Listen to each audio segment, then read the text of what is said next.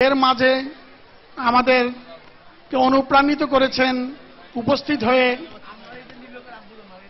আমাদের সকলের অত্যন্ত প্রিয়জন, তরুণদের অহংকার, প্রবীণদের আদরের আর ধানমন্ডিবাসীর অতি প্রিয় আমাদের মাননীয় সংসদ সদস্য ব্যারিস্টার শেখ ফজলুল নূর তাপস।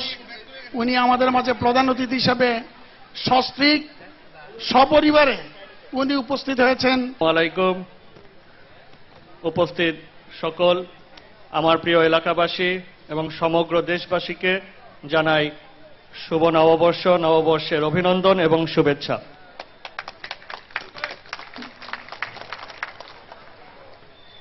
গত প্রায় কয়েক বছর ধরেই অত্যন্ত শান্তিপূর্ণভাবে এবং আনন্দ উৎসবের মাধ্যমে এই রবীন্দ্র সরোবরে বাংলা শুভ নববর্ষের এই উৎসব অনুষ্ঠান আয়োজন করা হচ্ছে।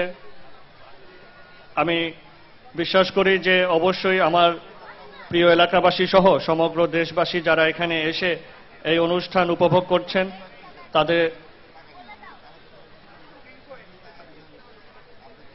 তাদের জন্য অত্যন্ত আনন্দের একটি বিষয়।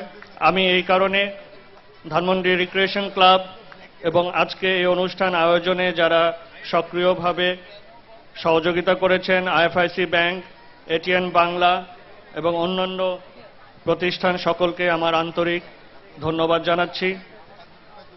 আমি দোয়া করি যেন এই নতুন বছর 1418 সাল আমাদের সকলের জন্য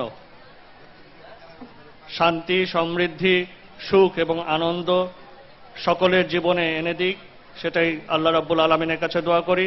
আপনারা সকলে ভালো থাকুন। শুভ নববর্ষ।